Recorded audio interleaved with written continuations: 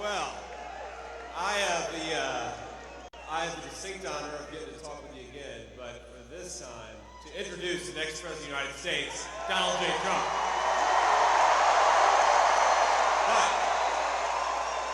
But before I do, let me just say, sorry.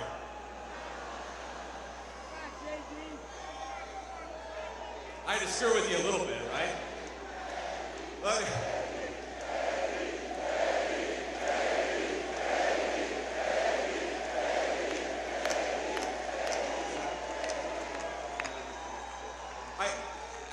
how do you introduce a guy? Pretty much everybody knows everything about him. They know he was a great president, and we want to make him president again. But what I thought I'd say is, what are the qualifications you need to be a good president? Well, number one, you need to love this country, right? We've got a lot of leaders who don't love this country, but there are, frankly, if we're being honest, a lot of people who love this country you wouldn't want to make president just because they love the country. You need something else. And when I wrote my convention speech, and I wrote it mostly myself, had some help from some friends, but I was looking at the history of President Trump's engagement with this country, and one of the things that jumped out at me is if you think about the biggest mistakes we've made as a country, the things that have hurt my home state of Ohio, this state, Michigan, the most. You could have run through the list of things. I'd start with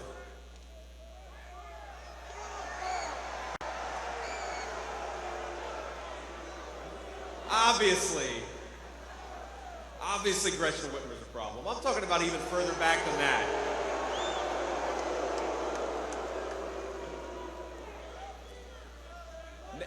NAFTA.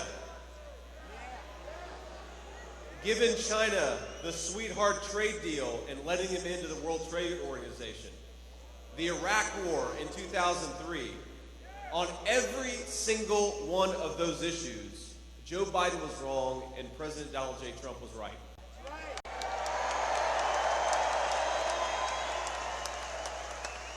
Even though he was a real estate developer in New York, he knew instinctively what this country needed and how to put the interests of the citizens of this country first. Now, we had a hell of a 4 years with President Donald J. Trump, didn't we?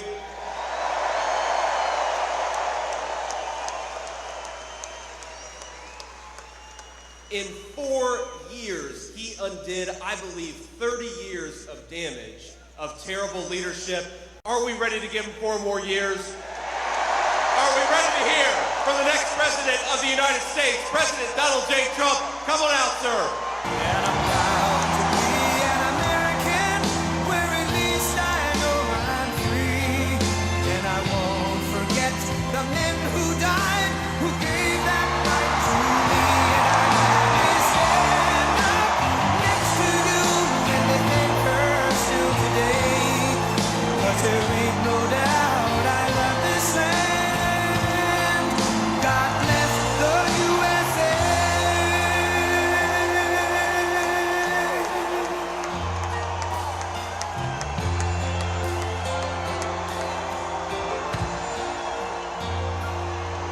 From the lakes of Minnesota to the hills of Tennessee, across the plains of Texas, from sea to shining sea, from Detroit down to Houston, and New York to LA, where there's pride in every American heart, and it's time we stand and say that I'm proud to be an American, where at least I know I'm free. And I won't forget the men who died, who gave that right to me. And I gladly stand up next to you and defend her still today.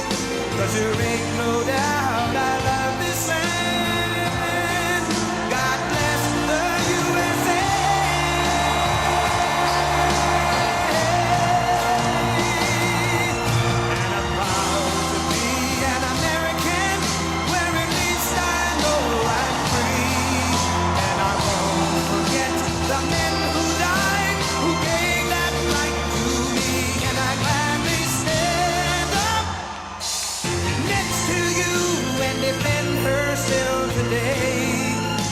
there ain't no doubt I love this land.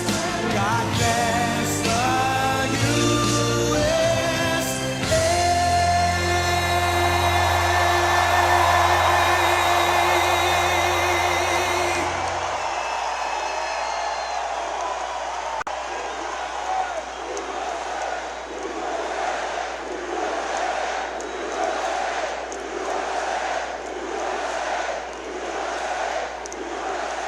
Well, thank you very much.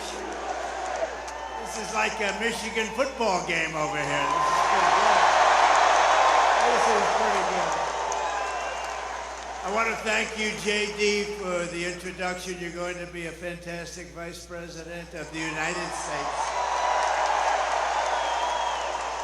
And you know, I chose him because he's for the worker. He's for the people that work so hard and perhaps weren't treated like they should have been, but they were treated that way 4 years ago, I can tell you that. But we're going to get it back bigger, better, stronger than ever before. Thank you very much. This is something. I'm thrilled to be back in the great state of Michigan with thousands and thousands, and I mean lots of thousands up here. This is a hell of an arena. This is a hell of an arena.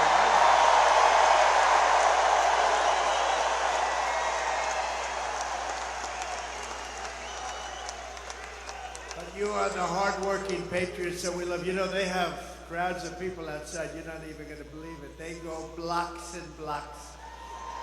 But let's forget about them, right? Let's forget about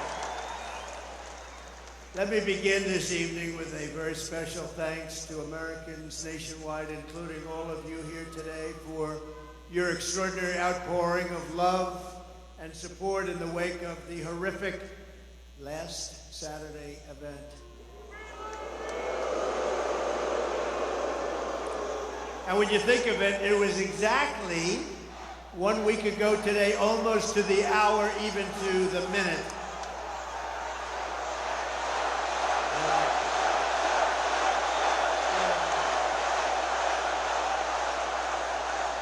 Incredible. What a day it was. As I said earlier this week, I stand before you only by the grace of Almighty God. That's true. I shouldn't be here. I shouldn't be here. Maybe JD or somebody else would be here, but I shouldn't be here right now. But something very special happened, let's face it. Something happened. I want to thank Butler Memorial Hospital in Pennsylvania for the incredible job they did and service they gave. And all of the great citizens of Butler, Pennsylvania, and the surrounding area, and everyone else for the job they did and the love that they showed us all. It was incredible, actually. What a time that was. What a time that was. Nobody's seen anything like it. And hopefully they never will again. And they had cameras blazing. I guess it was different in that way, too, because we were right in the middle. All those, see, look at all the news back there, and they were all blazing. They were going. No, they covered it fairly. They couldn't believe what they were saying either, so they did. You did cover it fairly. Let me also thank Congressman Ronnie Jackson from Texas, you know Congressman Ronnie Jackson, for the care and treatment he gave me as an outstanding doctor, which he is. He's really an amazing guy. Where's Ronnie? Doc Ronnie's here someplace.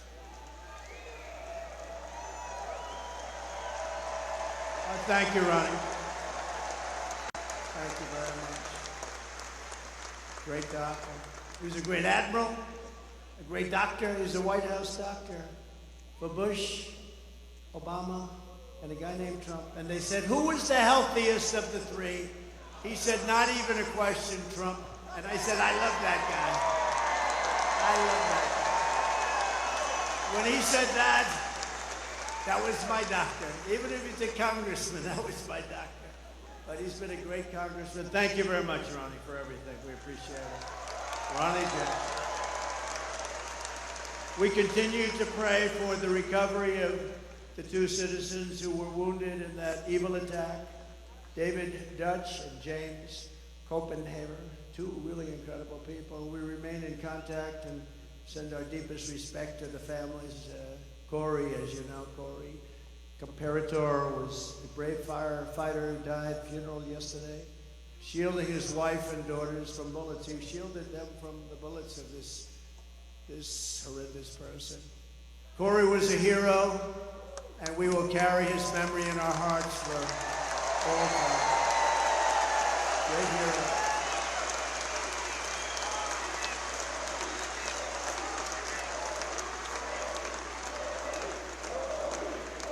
That's great. And he was a big trumper, and we will never forget him, right? We're all together. We're all together. There's never been anything like what you witnessed the other day with the convention. I don't think there's ever been a convention where there was such unity and love, and even now I'll say just for a second, the fake news even said it that way.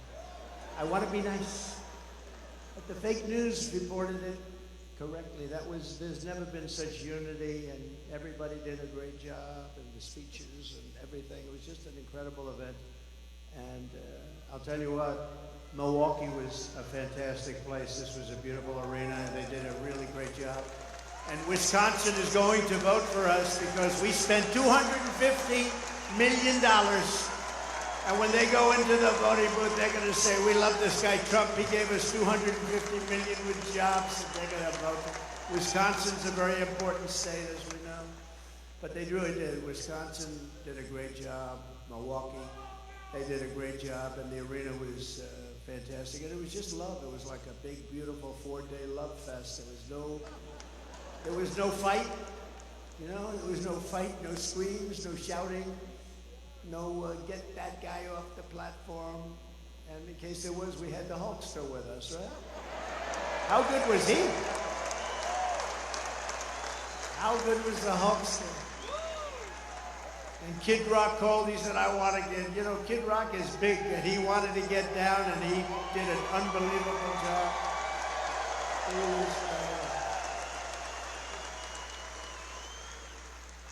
But all of them, everybody. We had so many great people there. It was really an amazing thing to see, and it was really something I don't think there's ever been. A lot of people report. I think it's either party, there's never been anything like it. And now we have something coming up where they're going to go for the convention, and they have a couple of problems. Number one, they have no idea who their candidate is, and neither do we. That's a problem. But we'll see. Hopefully they get it worked out. Sort of interesting, this guy goes and he gets the votes, and now they want to take it away. That's democracy. They talk about democracy. Let's take it away from them. But now we go forward as one movement, and really we have a very special group of people, like the people here. You people built this country. It's one movement, and we're more united, determined than ever before. We've never been so determined. Bad things happened last time. We're not going to let them happen this time. Bad things happen. We will never stop working to deliver a magnificent future for our people, and together we will fight, right? And we will win. Right. Thank you.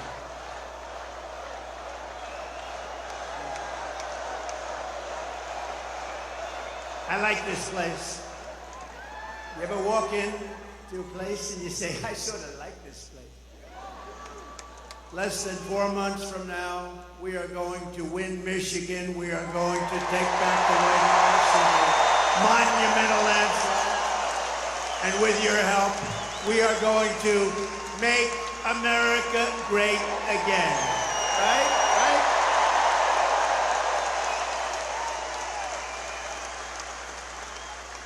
At our convention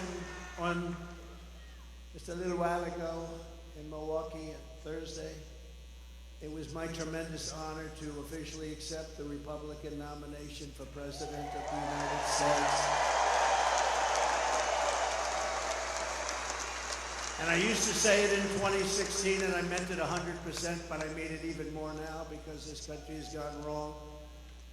We're a failing nation. We're a left at failing nation right now. This will be the most important election in the history of our country. This is going to be the most important election. We cannot let it slip by. We cannot let people cheat. We cannot let this slip by, or we're not going to have a country. Because I do have other things I could be doing. It would be a lot easier. Although I'd rather be with you than sitting on some gorgeous beach watching boring waves coming. I would rather. Actually, I would. You know that. I think that's one of the reasons we've been so successful together. You know I mean that too. But we're going to make our country more successful than ever before. Yet even as we gather this evening, we will, and take a look, still the Democratic nominee, we're going to find out shortly, maybe, I don't know. Let's do this. Let's do a poll. You know, I love doing polls, right? Like I do a poll, I do lots of polls, like, do you like Make America Great Again, or do you like America First, or do you like them both? I like them both, right? Let's do a poll on candidates, ready? So I'll go, we're going to do a poll on a few candidates. The press will like this because they won't have to pay for the poll. You know, you do these crazy polls and they charge you $250. Oh, look, there's Mr. Wall. This guy is the greatest guy. This guy. He must have a lot of money because he's at so many different rallies. And he was at the one, that was the tough one, wasn't he? And that was something. You were right up in the front, you saw that. That was something. We're going to do a poll, and it's going to be a very nice poll. And, right? Who's your favorite candidate? Who would you like? Let's do it. Who would you most like to run against? Because, you know, you could say, who's the best candidate? We're saying, who would you like to? We'll start with Kamala Harris, and then we'll go to crooked Joe Biden, and then we could possibly discuss it. So who would you like to most run against if you're us, if we want to win? Ready? Kamala Harris, crooked Joe Biden. All right. I don't think we have to go too much further. Well, you have a terrible governor here who did a terrible job. I'd like to run against her, actually. I'd like to run against her. No, she's one of the 20 that I mentioned. She's the one that gave her husband full right, title, and interest to everything, but nobody else could do anything but her husband. Her husband was sailing in the middle of your lake, your beautiful lake. He's out there sailing, and everybody else had to be locked up, right? Her husband. No, but things like that are mentioned during a campaign, little things like that. No, she's done a terrible job, but I'd be very happy with her. At this very moment, Democrat Party bosses are frantically trying to overthrow the results of their own party's primaries to dump crooked Joe Biden from the ballot. Couldn't happen to a nicer guy. And as you're seeing, the Democrat Party is not the party of democracy. They're really the enemies of democracy. The parties of corrupt insiders like Whitmer, special interests, and the failed political class. That's what they are. Under our leadership, the Republican Party is now the party of the people. We're the party of hardworking Americans of every race, religion, color, and creed. We've become a very big party. We've become, right, fellas? You know what I'm talking about. I love you guys. We love you guys. No, we become a very big party. We have increased in size. Nobody's ever, honestly, in history, there's never been anything like this movement. And that may be in the history of the world, but let's keep it down to the country for right now, because that's something.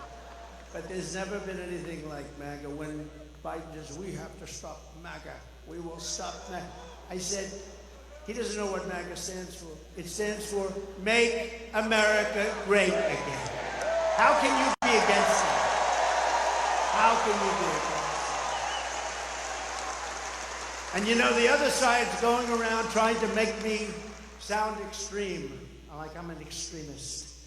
I'm not. I'm a person with great common sense. I'm not an extremist at all. like some on the right, severe right, came up with this Project 25, and I don't even know. I mean, some of them I know who they are, but they're very, very conservative, just like you have. They're sort of the opposite of the radical left, okay? You have the radical left and you have the radical right, and they come up with this, I don't know what the hell it is, it's Project 25. He's involved in Project, and then they read some of the things, and they are extreme. I mean, they're seriously extreme. But I don't know anything about it. I don't want to know anything about it.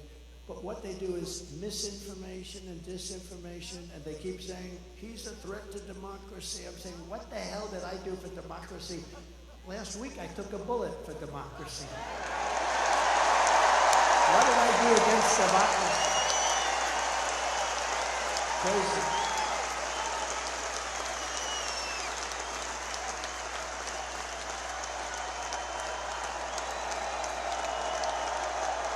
Hello, Chris. Here's our great campaign man. Chris, are you having a good time? Look at him. He's back there, cool as a cucumber. You know, so far they're giving us great credit for the best run campaign they've seen in years, isn't that right? Thank you, Susie. Thank you, Chris. Look how cool he is. Just sits there. Thanks, Ed. Try doing it with another candidate sometime. They get stuff, right? Anyway, thank you very much. Great job, Chris, Susie, the whole group. We have a great group of people. They love this country. They want to save the country. That's what we're doing. With your vote in this election, the Trump-Vance administration, by the way, I made the right pick. He's so good. They were all good.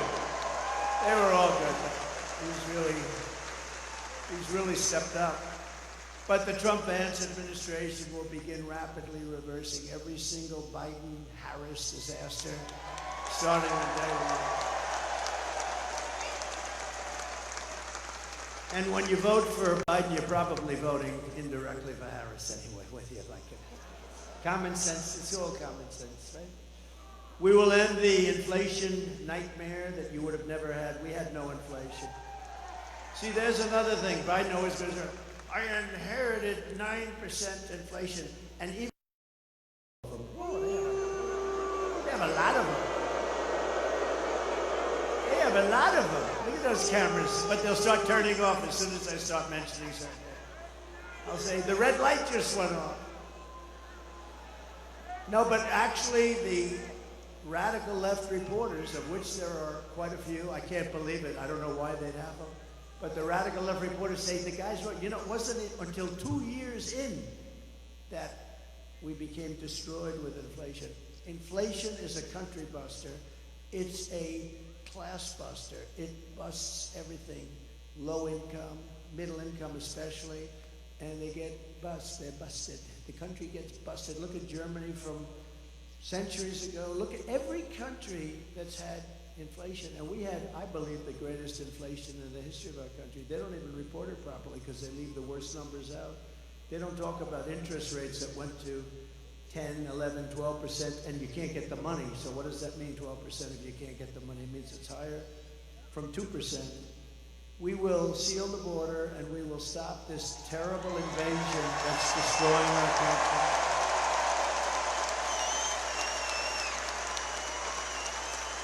We will crush migrant crime. We're going to crush migrant crime. Oh, we have a new form of crime now. It's called migrant crime. The only good thing about these migrants coming in is they make our gang members and criminals look like the nicest people you've ever met. These people are much tougher. They come from all over the world, not just from South America. We're going to return law and order to our streets and restore patriotism to our schools. We gave you already the largest tax cut in the history of our country, larger than the Reagan cuts, but now we will give you an additional tax cut, a number of tax cuts that will make it. We took in more money after the tax cuts than we did prior. We took in billions and billions of dollars more after the tax cuts than we did. We had the greatest economy in the history of our country. Everyone knows it. We're going to slash regulations. That's what created all of those jobs and gave them bounce-back jobs. You know, they're called bounce-back jobs. After COVID, they bounce back. Everybody knows that. When you have something like COVID, which rarely happens, but when you have something like that, they're called bounce-back jobs. And We're going to bring down energy prices very rapidly. It was energy that caused the problem and their stupidity. And we're going to bring it down very quickly. Your energy bills will be cut in half, at least. Some sections, like in New England, I'll be able to cut their energy by 60, 70%. It's absolutely crazy what has happened with energy. We buy the oil from Venezuela. They used to be our enemy. I don't know. We buy from Venezuela. It's not really oil, it's tar. And you know, there's only one refinery in the world that can do it. It's very heavy, horrible stuff. It's garbage. It's tar. You lift it. I said, that's not oil. We want light, sweet, crude. We have the best oil. We have the best everything. We go to Venezuela. You know where they refine it? In Houston, Texas. It's the only plant in the world that can refine that stuff. So we go to Venezuela. We pay them a fortune. We take that dictatorship. We make the dictatorship wealthy. These people don't know what the hell they're doing. They're incompetent. They're grossly incompetent. The biggest threat is because we have incompetent. That's the threat to democracy. It's a threat to our country. We have incompetent people leading our country, grossly incompetent people.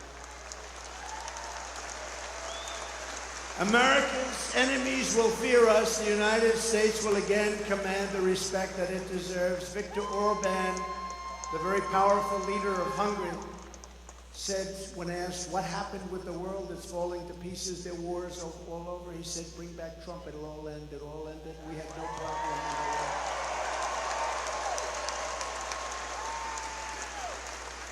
And something beautiful is going to happen because we will bring back the American dream, and it'll be bigger, better, and bolder than ever before.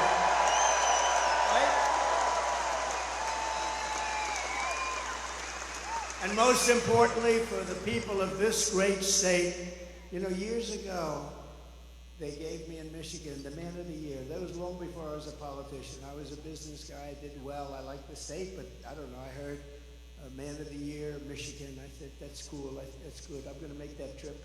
I didn't know why they were giving it to me, nothing, but they were giving it to me for, I guess, the fact that I employed a lot of people, I did real well. This is probably 14 years ago. And I came in and I said, why do you allow foreign countries like Mexico, you know, Mexico's, like, we think of them as friendly, but they haven't been too friendly lately. How about where they asked Biden to meet, just to meet? They want $2 billion to meet. They wouldn't ask that. See, they wouldn't even ask me that because I'd say, I will put 100% tariffs on everything you send into a country if you even think about it. They want $2 billion to meet. In other words, we won't meet with you unless you pay us $2 billion. And this is every single year. They want $2 billion. No, it works the opposite of that, the exact opposite. But you know, when you see the things that are happening to our country, and all you have to do is know how to speak. When I watched the way our border was handled, we had the best border, the safest border, the border that saved my life. You know, I was pointing to an immigration border sign when I made this turn. Thing went that way instead of that way. So I owe immigration my life. It's true.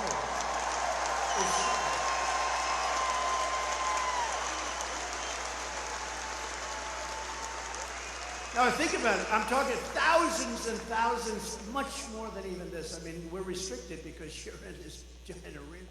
That's the one thing about outdoor that's good. You can have unlimited, thousands and thousands as far as the eye can see. Nobody's over here or over here because there's nobody there. It starts like this. As far as the eye can see, they said, look at the great results that we had on immigration. Just look at them. If I didn't say that, and it's because we had like a crane holding this massive sign, I call it the $1 million sign, that they're expensive. But that sign was very good. I think I'm going to sleep with it tonight. I'm going to sleep with it tonight. I said, what was that? What was that? Ooh, then I looked, I said, that's not good. That's not. So it's immigration, if you think about it, right? Immigration, I would have never been looking to the right, and I had to be. It was the only place that would have saved us. They do these reports in the New York Times and all over the place where they had, you know, the shape. if he turns this way, this way, this way. If every shot was no good for me except for the one direct. It came whizzing by, and I hope we have to never go through that again, everybody, because it's so horrible. But most importantly, for the people of your state, this great state, I will rescue the U.S. auto industry from obliteration. They're going to obliterate the auto. And anybody that votes for the head of the United Auto Workers, that guy doesn't know what he's doing. He's approved all electric cars. And you know, Elon, I love Elon Musk. Do we love him? I love him. And I'm constantly talking about electric cars, but I don't mean I'm totally for them, but whatever the market says, and if it's 10% of the market, 12%, 7%, 20%, whatever it is, it's okay. But you can't have 100% electric cars. And you know, so Elon endorsed me recently, the other day. He's great. Elon Musk. He's a brilliant guy. Every time I call him, he's talking about, I got a new idea for a rocket. You have to hear this? No, it's true.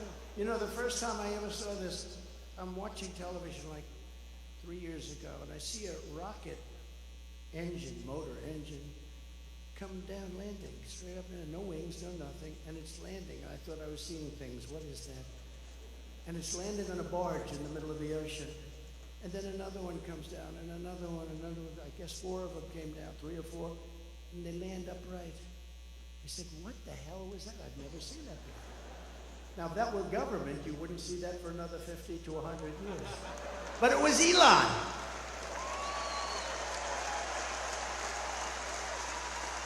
Now, think of that. And I called him, and I've always had a good relationship with him, but I called him, and I said, what was that? He said, well, we saved the engines. We saved the engines because it's very expensive to build.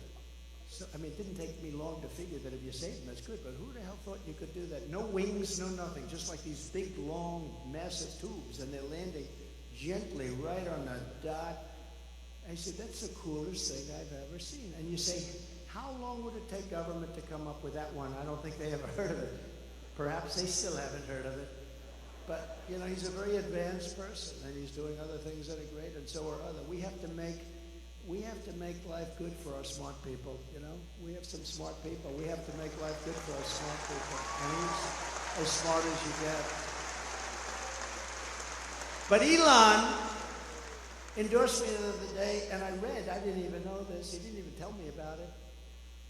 But he gives me $45 million a month. Come on. Not 45 million. Gives me 45 million a month. And I talked to him just a little while ago to say I was coming here, how you doing? And he didn't even mention it. He didn't mention. I mean, other guys, they give you $2 and you got to take them to lunch. You got to wine them, dine them. No, he's a great guy, he really is. But, you know, he's never mentioned to me, why are you hitting the electric cars? Because he understands I'm not hitting it. I think it's incredible. I've had them, I've driven them, they're incredible.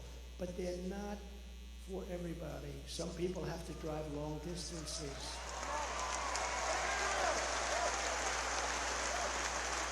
And they tend to be more expensive. And, you know, they'll probably be made in China because China has all of that material. Oh, there's the guy that I stood up here. Are you the same guy, the same muscles? Look at that guy. Are you the same guy? Yes? No kidding. It's pretty good memory, right? Unlike somebody else that happened to be running again. He wouldn't. Come on up here. Get up here. I got to get this guy. This guy was central casting. Look at him. Look. Oh, I think he was standing on a box. That was the only thing. I said, come on up here. Don't hurt yourself. Can you get him up? I like this guy. He's a serious union guy, a United Auto Workers. Look at him get over there. It's okay. He does not carry guns. He's not, come on up here. Look at him. Look at his shape he's in. I'm glad to see you. Glad to see you. I'm glad to see this guy. I told you we're gonna get 85 million of us out there to vote for him. So let's go home from this rally and do our part.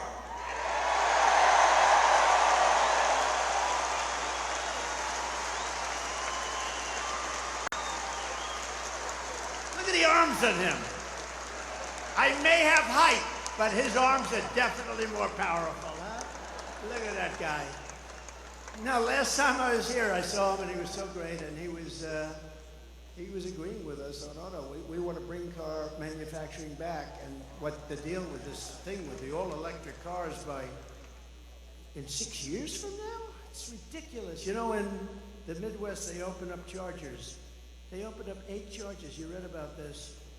$9 billion they spent for 8 chargers. That's like a gas pump. I guess it would be like the equivalent of a gas pump for electric, right?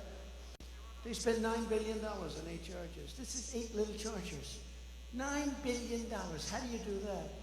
It would cost at that rate $5 trillion to create enough chargers so it could run. It doesn't work. And it doesn't work the trucks either. I was with Swift, big Swift company. How many trucks you own? 29,000, sir. 29,000? That's a lot of trucks. One of the biggest, I guess like the biggest. I think he's the biggest, right? And he said, they want to destroy our business. They want us to go all electric. I said, so what's wrong with electric? I said, if you take a big, beautiful, like Peterbilt or one of the great manufacturers, how many times would you have to stop from New York to Los Angeles? None, sir. We go right there. We have some left over. Really? That's with diesel. I said, what about if it's electric? We have 6 to 7 stops, about 3 hours each. So immediately he's saying, that's not working too well. He said, but there are other problems. He said, the truck is so much heavier that you'd have to rebuild every bridge in the country. That doesn't sound too good, right? And then the third thing, he said that the battery is so much bigger than a tank, a big tank for the diesel, for the gasoline, but the diesel mostly. It's so much bigger that most of our payload would be holding batteries. In other words, we wouldn't have any room for the product. So let's say you hear those 3 minor details. Typically, you would end the conversation, would say that doesn't work. These people said, we don't care, we want you to go all electric. Can you believe these people? They're crazy. They're crazy. No, they're crazy. And they want boats to do the same thing. I was with in South Carolina, one of the biggest boat manufacturers of, smaller fishing boats from, let's say, 16 to 35 feet. And he said, we have a problem. They keep pushing, the beautiful outboard engines. You have Mercury and Evinrude, I guess they used to have. I don't know if they have it anymore. But those big, beautiful outboard engines they have, they work great. Or just interior engines run by a thing called gasoline. So he said they want us to figure out how to go all electric in a boat, right? All electric. I said, well, what is the problem? He said, we'd have to take the entire lower cabin where we have bedrooms, and we'd have to make that into a battery. But the bigger problem is, sir, it won't float. Because it's it won't float. It won't float. And I always tell the story with, like, well, what would you do? Because my uncle was a great professor at MIT for 41 years, I think. He was the longest serving, Dr. John Trump, she knows. He was very, very smart. We have a very smart family, actually. But he was a great guy, and I always thought I was very interested in this, but the press kills me all the time. They say, he keeps talking about sharks. I don't. I tell an analogy. If I'm in a boat, it's all electric, and it starts to sink. I asked the guy, do you get electrocuted sitting over this? And then I say, and I don't think there's anything wrong with this, do you? Because it's an analogy. I say, and if there's a shark about 10 yards away, right where they are, right where all the congressmen are, right over there, look at us. Well, they're sharks. They're sharks. If there's a shark about 10 yards away, do I get electrocuted or do I go with the shark? I said, because I will take electrocution all day long. Despite the environmentalists that say how wonderful sharks are. You ever hear these people?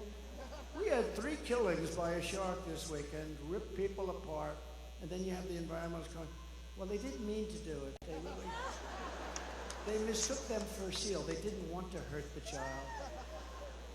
No, I don't want that. Common sense, right? I mean, how about they catch a shark, vicious that they've been after, and they take him to a little deeper water and they put him back in? I wouldn't do that. Would anybody do that here? Let me ask you, this is Michigan. These guys wouldn't do it. But they always get armed. They say, why is he talking about electricity and sharks? What are they? Well, they know exactly. It's sort of a cute little story. Do I take electrocution or do I take death by a shark? And I'll always take electrocution. But isn't it ridiculous? Think of it. Isn't it ridiculous? They want to make a boat that's far too heavy, that can barely float, and they're driving people out of business. They're destroying this country. They're stupidly destroying this country. The Army tanks are the other one. They want to make all electric. We make the best tanks in the world. They want to have them. So that as we go into a country to bomb the hell out of it, we will do it in an environmentally friendly way. Okay? And you know, with an Army tank, again, the battery is very big, very heavy, and doesn't last long. You know what it is? It's an Army tank, and it's like you're pulling a wagon behind the Army tank. You're pulling a wagon like a child pulls a wagon, and it's loaded up with a battery. So we got to get back to common sense. The aircraft, too. They want to make our jet fighters a biofuel jet fighter that shows 18% less efficiency. That's the difference between winning and losing a fight. And you know what happens? I say, I'm not doing it, and we ended all of that stuff. They brought it back. We will end it on day one. We're not going to be doing that stuff. In 4 short years under my leadership, I did more for Michigan auto workers and manufacturers than any president in the history of our country. And just as I promised, I withdrew from the Trans-Pacific Partnership, which would have totally destroyed your auto industry. I ended the disaster known as NAFTA. That was the worst trade deal ever made. That was the worst trade deal considered by him. That was so unfair to us with Mexico and Canada. The worst trade deal ever made, and replaced it with what they call the best trade deal ever made, the USMCA, Mexico and Canada. And I know it's good because Mexico and Canada are right now, as we speak, working like hell to try and renegotiate the deal. Don't do it, Biden. Well, he doesn't know what's going on. Don't do it. He's watching us now. He'll say, what's that trade deal they're talking about? Well, sir, they've been negotiating with us for about 2 years. I never heard of that negotiation. Where is Mexico anyway? Where is it? See, now the fake news will take the statement I just say, where is Mexico? And they'll put it on television. Trump didn't know where Mexico is. They do. It's very dangerous. The biggest threat I have to my administration is sarcasm, because they play it against me. When I show that he can't walk off, he can never find the entrances off a stage, like one here, one there, 2 here. You could jump off the front, I guess. And whenever I imitate him, I call my wife. She's great. Our wife, she's great. Our great First Lady. And she looked great the other night. She made that entrance. She made a lot of entrances. She's just something. But she walked in, but I told her the other night, I said, how good was I? How good? This was at a rally a couple of weeks ago. How good was I? Well, you were really good, but not great. Why? Well, it showed that you didn't know how to get off the stage. Well, I was imitating Biden. So what they do is they show the imitation of Biden. They said Trump didn't know how to get off the stage. That's our fake news. So we have to be very careful. So I haven't done it in about 3 weeks. I'll do it again, but maybe not right now. It's too soon. Darling, you were great.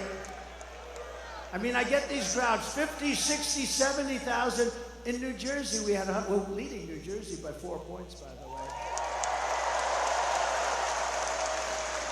We're leading Michigan by 6 points.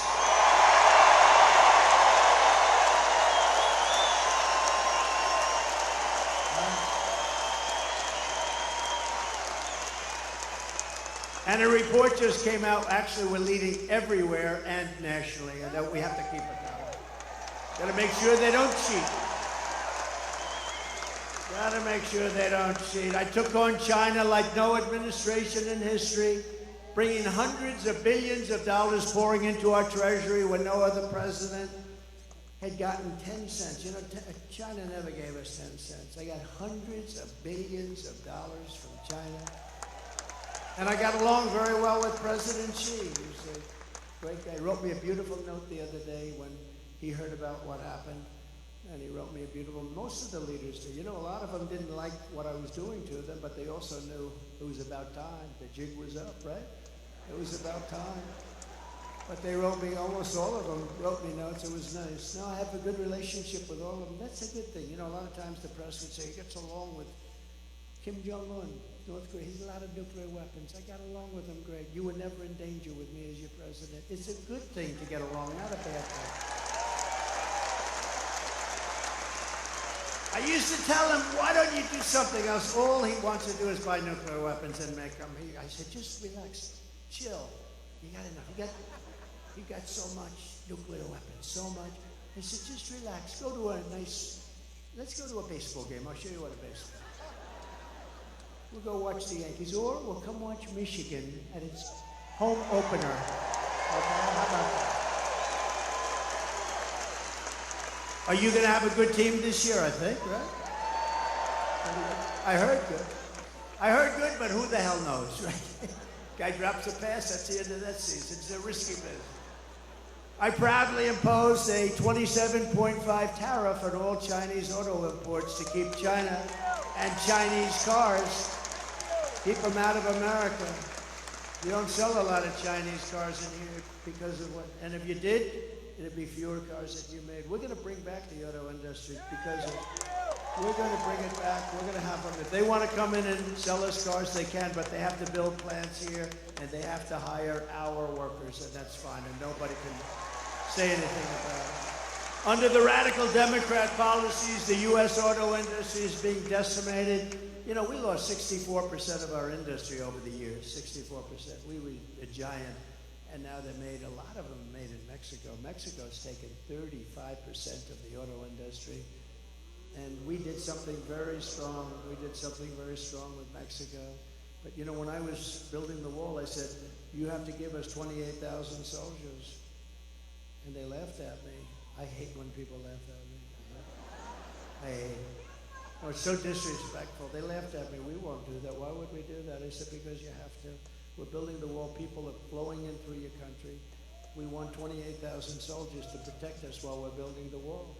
They said, no, no, no. And then they said, after I said, look, here's the story. If you don't do it, we're going to charge you a 25% tariff on every car that you send into America. And then it's going to 50% next month. Then it's going to 75%. And then it's going to 100%, and then I'll sign. And the gentleman representing the president's a great guy. He's no longer president, but he's a great guy. He was a great guy, still is. But he said, I'd like to discuss this with the president. I said, 5 minutes, I got to go. I have something much more important to do. And he came back. He said, Mr. President, we would love to give you soldiers to protect your wall, free of charge, of course. That's how I got those great numbers on that beautiful, beautiful graph that we talked about. They gave us everything I wanted. I got everything from Mexico, and then this stupid person, low IQ, he's a low IQ individual. Take his IQ. I guarantee you it's in the low 50s or 60s. And he's negotiating against Putin, President Xi of China, Macron of France, very smart guy. I told him he was going to do something very bad to our country. I said, that's okay, you can do it, but I'm going to put a 100% tariff on all wines and champagnes that come in from France. He said, no, no, no, Donald, you cannot do it. I said, I'm doing it. Donald, you cannot do that. That's not fair. He was going to charge our companies, American companies, 25% for doing nothing, for being in France. Big deal, right? Big deal. So I said, okay, that's all right. I'm charging you 100% tariff. I gave it to all my people, Mnuchin, all smart guys. They came back, sir, they won't do it. They won't budge. I said, they'll budge. I called them up. And I talked to the president of France, Emmanuel Macron. He's a nice guy. I said, but he's, he likes France. I like the USA. Does that make sense? I said, Emmanuel, it's so nice to talk to you. I understand you're going to charge our companies 25%, Emmanuel. Yes, Donald. It was approved by whoever the hell approves the power. Whatever the hell they have over there, they were going to approve it. It's been fully approved. Yes, I'm so sorry. I said, well, that's okay. You can have it approved, but here's the story. Starting tomorrow morning at 7 o'clock, every bottle of wine and every bottle of champagne that's shipped into the United States is going to have a 100% tariff on it. No, you cannot do that. That is not fair. I said, it's not fair for you to charge our companies 25%. He said, you cannot do it. I said, I'm signing the papers now. I will call you right back. Calls me back. Donald, we would be delighted, Mr. President, to take that tax off. We have decided to take it off. It'll be off by tonight, sir. It'll be off by tonight. And it was off. And it was off. You think Joe Biden does that? No. He doesn't know what the hell he's doing. Their policies are no good. Remember, whether it's Biden or anybody else, they want open borders. They want all the same stuff. So it's like, but he's in particular, he's pretty bad, I tell you. Can you imagine these killers, he's a sharp. The press gets angry. They said, is President Xi of China, is he a smart man? I said, no, he's a brilliant man. He controls 1.4 billion people with an iron fist. He makes guys like Biden look like babies. They don't even know whether they're coming or going. Yes, the next day, Trump calls him brilliant. How dare? No, okay. Let's say he's not a smart man. Okay, whatever makes you happy. No matter what you do, I say he's a brilliant man. They went crazy because I called him brilliant. So I'm just going to have to say, he's okay. No, he's very smart. But and you know what else? He's a fierce person. Do you understand that? Some of the people here know that, what this means, especially some of the women, right? They know better than the men about fierce. I know the women, they know better than the men. They're more fierce than the men. Oh, her. But no, he's a fierce individual. He's a fierce man. Can you imagine when he meets this guy? He thinks Trump is playing a joke on him. He actually thinks there's some kind of that I'm playing a joke. He doesn't believe what happened. He doesn't believe the last election. He thinks I'm playing a joke on him. But can you imagine President Xi, Putin, all of them? They're all smart, tough. They love their country or they want to do well with their country, whatever it is, all ideology.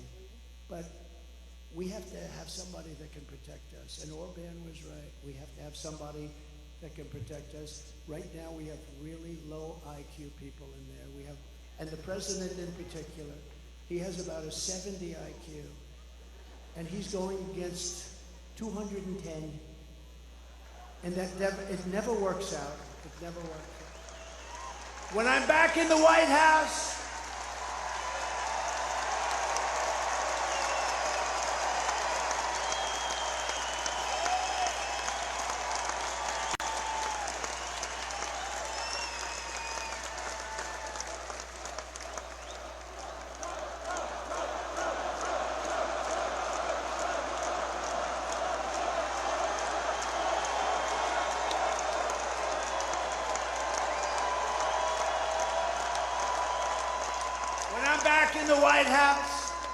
the way they will sell their product in America is to build it in America. They have to build it in America, and they have to use you people to build it. Thank you very much.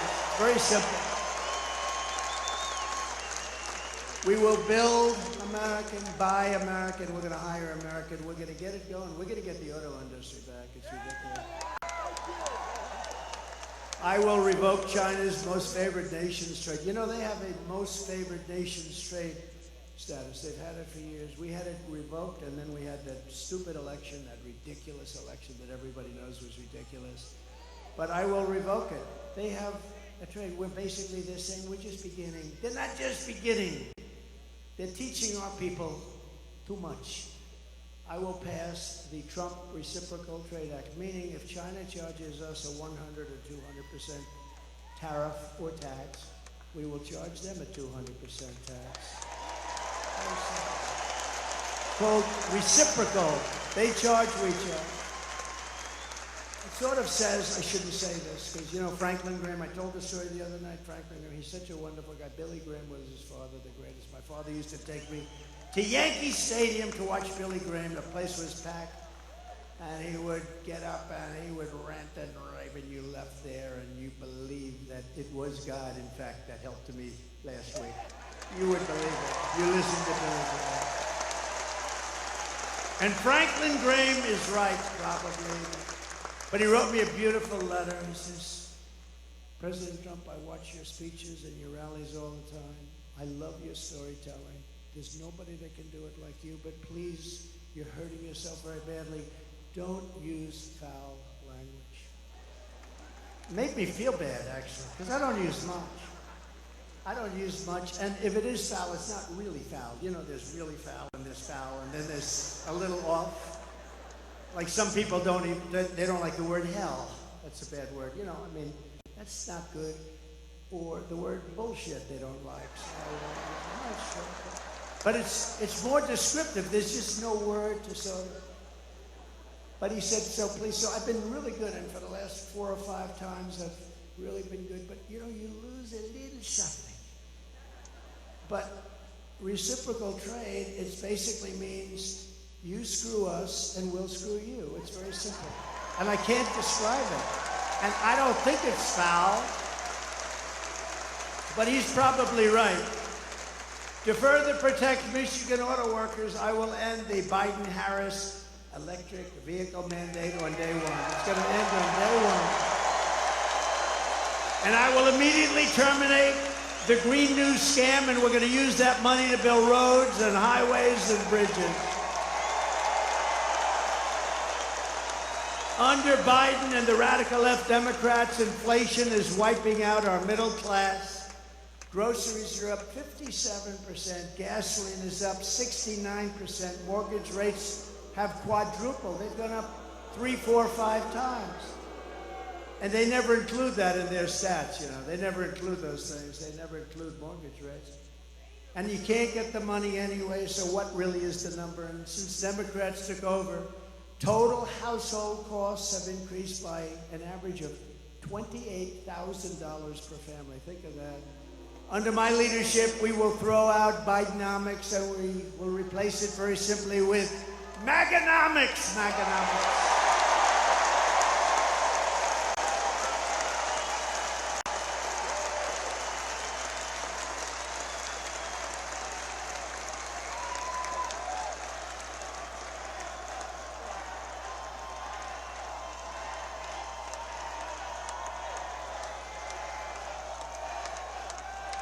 You know, I have to just interject, if you would turn off those cameras, because I don't want to see the screen up there of me.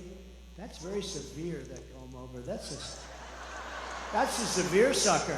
What's with that one? It looks okay from the other side. But that is very severe. I apologize.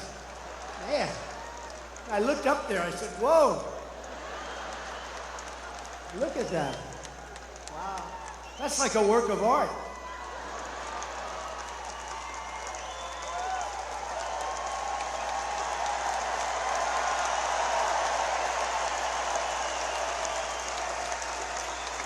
Only look at that one. Don't look. That one looks. To bring down the prices of all goods, we will end the Biden-Harris war on American energy, and we will drill, baby, drill. We're going to start that day 1. Under the Trump administration, we had energy independence, and soon we will have energy dominance. We will be more dominant than any country by far, and we were. Just 4 years ago, we started off at number 4, we got to number 3, and then we had to beat Russia, we beat them, and we had to beat Saudi Arabia, we beat them, and we were like a rocket ship, and then we had this idiotic result. But we will be, and again, we have more. You know, Anwar in Alaska, it's probably the biggest find anywhere in the world, the size of Saudi Arabia. Some people say, who knows what it is, but it's massive.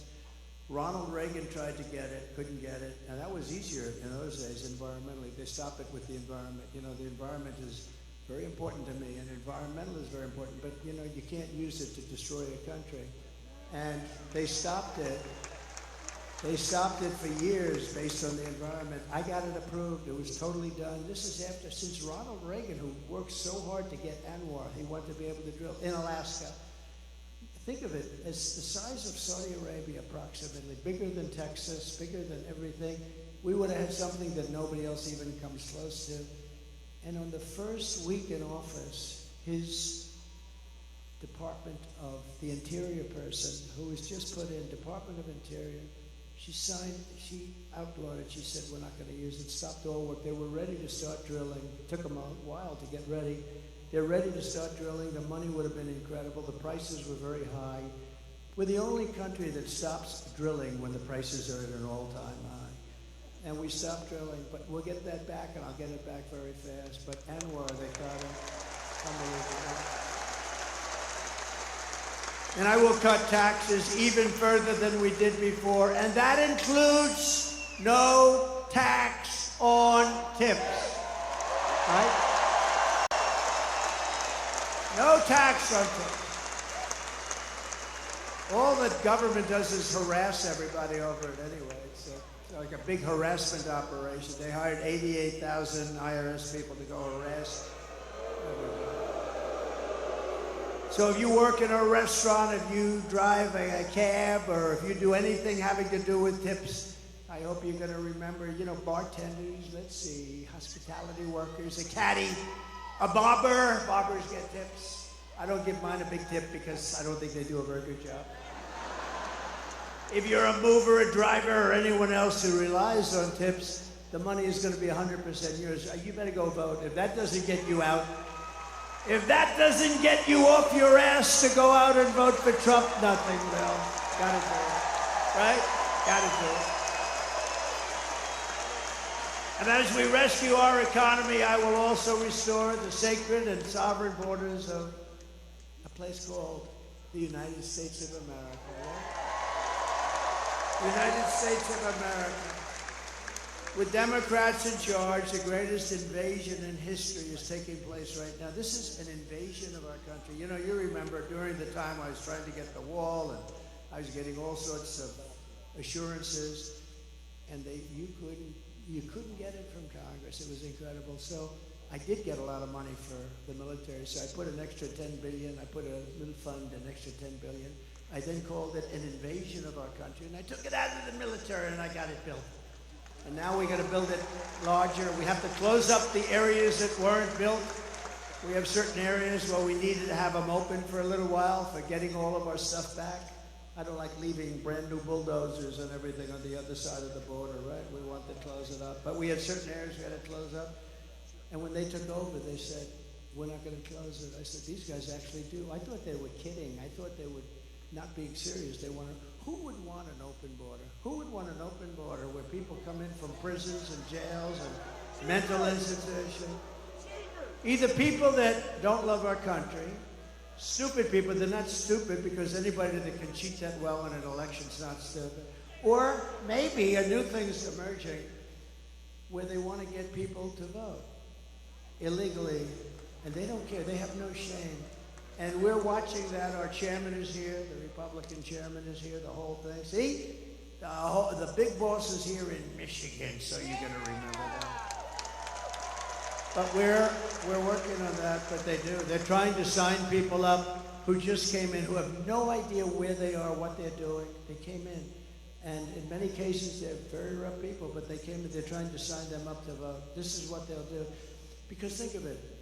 If they have open borders, if they have men playing in women's sports, if they have a raise in, they're going to raise your taxes by four times. 4 times. Think of it. What you're paying now, you're going to pay 4 times more. With policy like this, nobody can get elected. The only way you can get elected is to cheat. And they are really good at it. That's the only thing they're good at. That's the only thing they focus on. They have no good policies. They don't do anything well. But they're using these people, and they're trying to sign up the people. And we've caught them, and we sue, and we do all the things that you have to do. But they have no shame whatsoever. So that's really one of the big reasons I think they're allowing it, because they're not stupid enough to allow prisoners and people from mental institutions, people from insane asylums, and it drives them crazy. Hannibal Lecter, The late, great Hannibal Lecter would like to have you for dinner. He wants you for dinner. That's the end of you, by the way. But no, these people are being dumped into our country, and nothing good is going to happen from it. That's why we have to do a big deportation and get them the hell out. Okay? Meanwhile, our crime rate is going up while crime statistics all over the world are plunging. We have become a dumping ground for the world, which is laughing at us. They can't believe how stupid we are, how stupid we are. We're destroying our country. They can't believe what they're getting away with, but they're getting away with it at levels that they never thought possible. In Venezuela, crime is down 72%. You know, Caracas, Venezuela, was a very, very dangerous place. And now, because of the great job they've done in removing their criminals into the United States, next year we're going to have our Michigan rally in Caracas, Venezuela, because it's nice and safe. Okay? Does that sound like a good idea to you? Because we want safety. Now the press is going to write that. They're going to say, Donald Trump proposed next year's Michigan rally in Caracas, Venezuela. They'll say, isn't that horrible? Isn't that unpatriotic? You understand. This is what I have to go with. I'm only kidding, press. Although maybe it's not a bad idea. So El Salvador is an interesting one because I know the president. He's a young guy, and he's been getting this great press that his crime rate's way down, and they're training their criminals. Well, you don't train criminals, okay? You know, maybe every once in a while you get lucky, but you don't. So in El Salvador, murders are down 70%. He's saying, yes, we're teaching. He's different. Most of them just say, well, the United States is stupid, so we're dumping all our criminals. He does it differently, smart. He goes, we're working with our people that are causing problems and crime. He's not working with them. He's dumping them in the United States. And their crime rate, their murder rate is down 72%, 73%, and going up. And I don't blame them, because if I was running one of those countries, and we're not just talking in South America, but if I were running one of those countries, I would have been doing it much more. They're also emptying their jails. The big thing is their jails. Those jails were packed. Now all of a sudden it's like, oh, isn't this wonderful? They're doing such a wonderful job.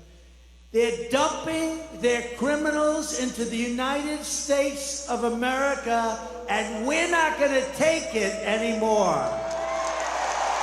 Stupid people.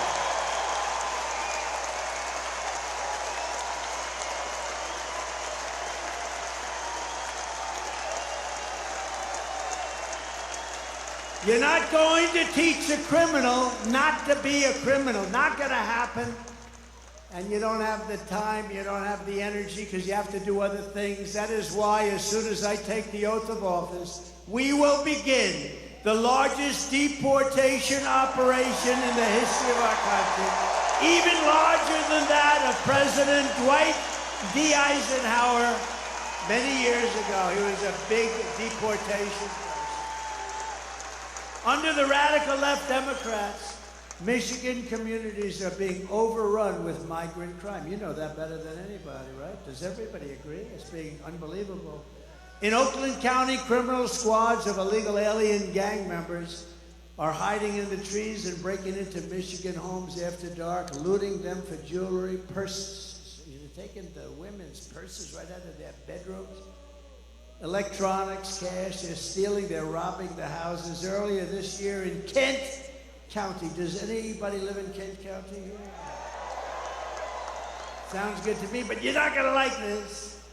A sadistic illegal alien, of which there are many criminal, was sentenced for executing a 22-year-old Grand Rapids woman while she was in her car with her 1-year-old baby, shooting her at least 5 times with a rifle at point-blank range, while the killer was wanted on an outstanding warrant for attempted strangulation of another woman. When I return to the White House, we will stop the plunder, rape, slaughter, and destruction of our American suburbs, cities, and towns. We will shut down deadly sanctuary cities. We're not going to have them anymore.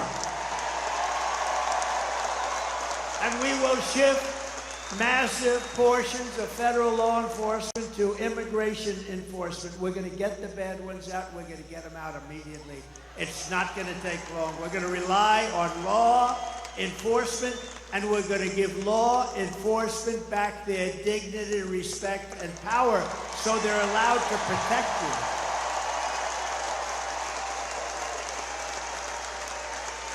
It's no wonder Joe Biden and his thugs are so desperate to stop us.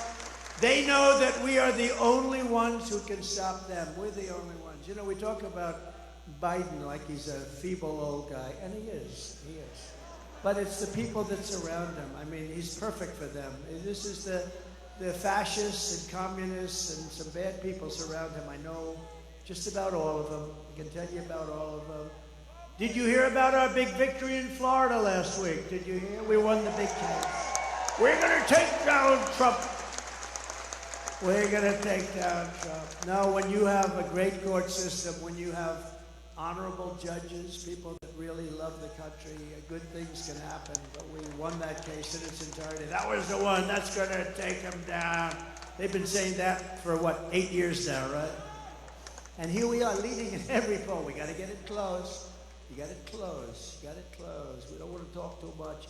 I always say if we win, because I don't like saying when we win, because they cheat like hell. So if we win, but we got to get it close. We're close. 4 months, but you know what 4 months is in this racket? Like an eternity. 4 months is like an eternity, but we're leading by a lot, not just by a little. We're leading every state, every important swing state by a lot, and we're leading nationally by a lot. But we got to get it close.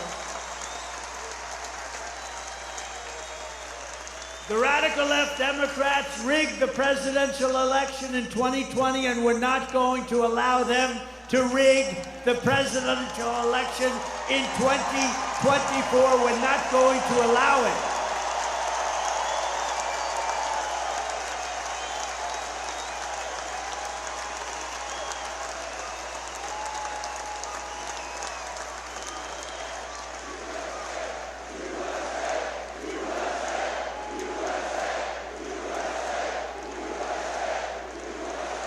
Every time the radical left Democrats, Marxists, communists, and fascists indict me, I consider it a great badge of honor. You know, I've been indicted more than the legendary Alphonse Capone, Scarface.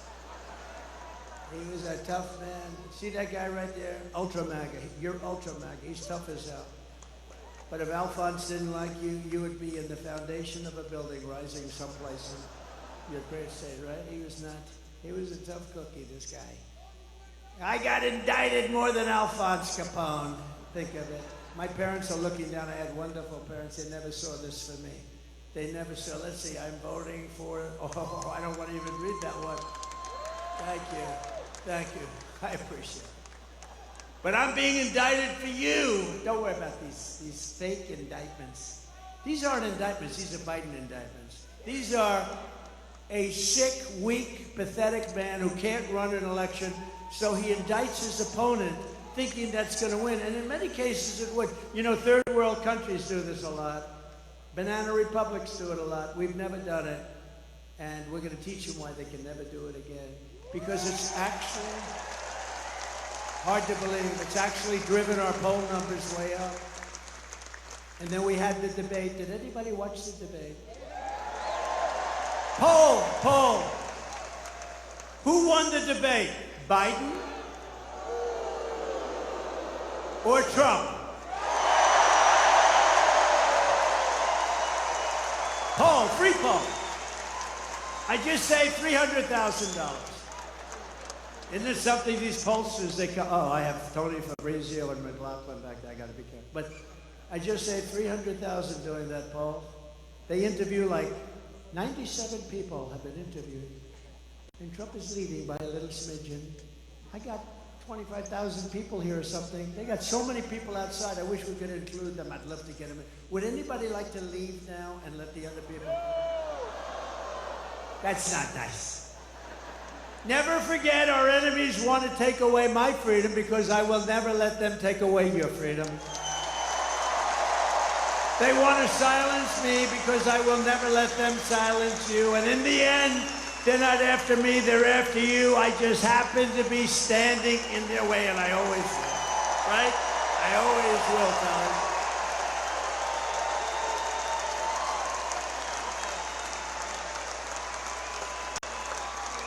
So we have some exciting news today, because we're pleased to be joined by many outstanding Michigan patriots. They are, I know every one of them, including your next U.S. Senator from Michigan, Mike Rogers.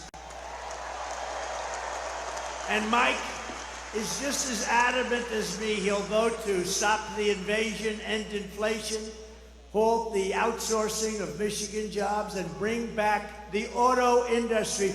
You are going to double or triple your auto industry within the next 3 years under Trump. Mark it down.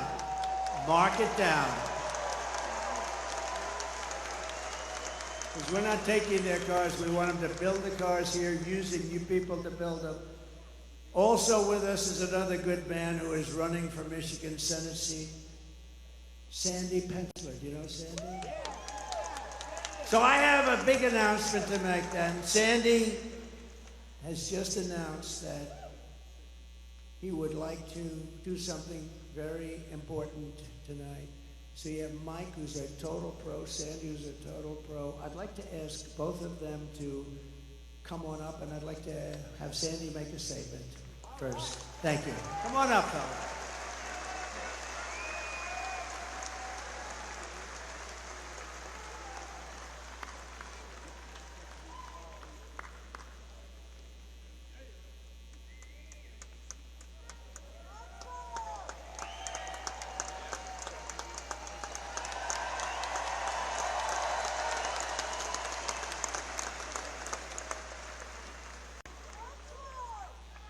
Thank you, Mr. President.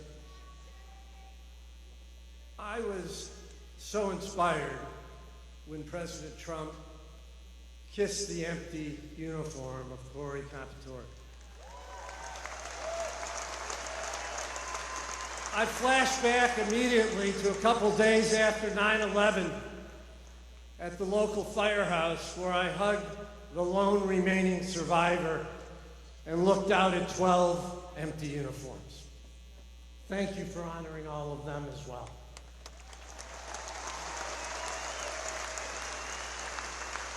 My campaign was always about making America better. The best way to do that is to enact President Trump's policies. Let's go Trump! Let's go Trump! To do that, we need control of the Senate. A divisive, continued primary effort hurts the chances of that, and that's not okay. So tonight, I'm doing the right thing and ceasing my Senate candidacy. No, it's not an aha. It's the right thing. President Trump endorsed Mike Rogers.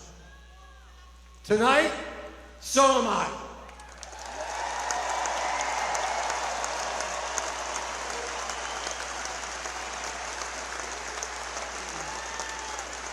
Mike's gonna make a heck of a senator.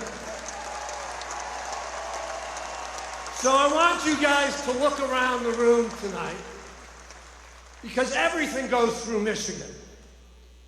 The presidency, the Senate, the House, and the State House. Look around, make a pledge to each other. We're gonna fight like hell to save America and elect Donald Trump, Mike Rogers, and the rest of the ticket on the Republican Party. Thank you.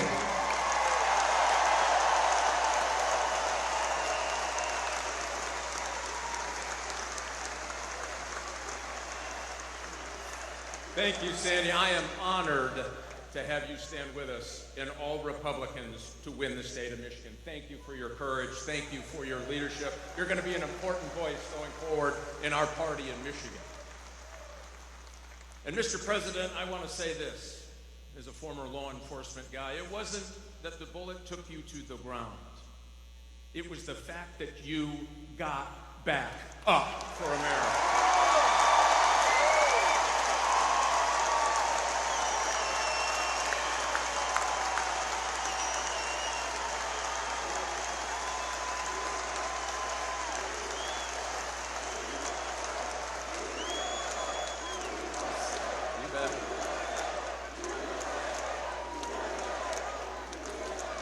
I have spent my career working to protect America as an Army officer, as an FBI agent working organized crime in Chicago, as the chairman of the House Intelligence Committee.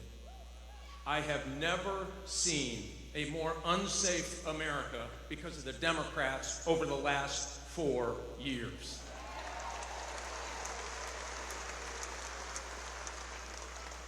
Here's the good news, Mr. President. You will have a partner in the United States Senate that will bring manufacturing back to Michigan. We are the arsenal of democracy. We will be again in this great state.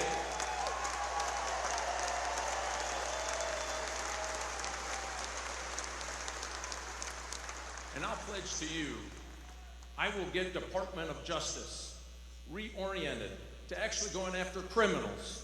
We are going to dismantle fentanyl distribution from here to the steppes of China, and we're going to tell China, you sell in the United States, you'll have a price to pay.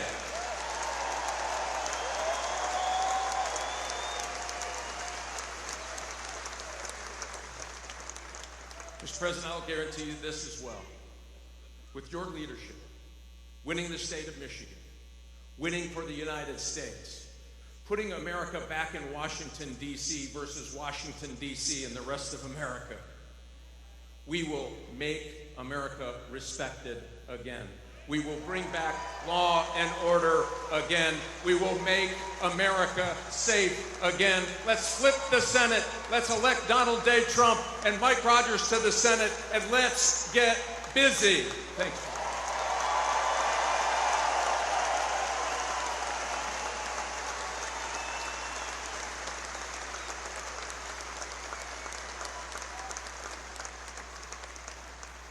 Unifying the party, and it was beautiful to watch. Thank you, Sandy and Mike. And Mike, good luck. You're running against somebody that's such a bad senator. You don't even, I was there for 4 years plus. I don't even remember meeting that particular person. This is not a senator for Michigan. Mike Rogers is going to be a great senator. He's got gravitas. He really knows his way, highly respected in Washington. And I think, I mean, it should be an easy race. Nothing's easy, but it should be an easy race. So good luck, good luck. And thank you very much, Sandy and Mike. We're also joined by members of Congress and great people, friends of mine, warriors. Jack Bergman. Jack? Thank you, Jack. Great job. A real friend of mine, somebody I was very much in favor of right at the beginning, John James. Thank you, John.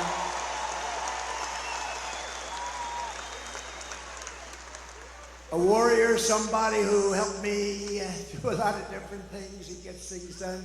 Bill Heisinger. Thank you, Bill. Thank you very much. And another one. These are all great people. Tim Wahlberg, thank you for everything you've done, Tim. You've been unbelievable. Always there for me, right? Always there.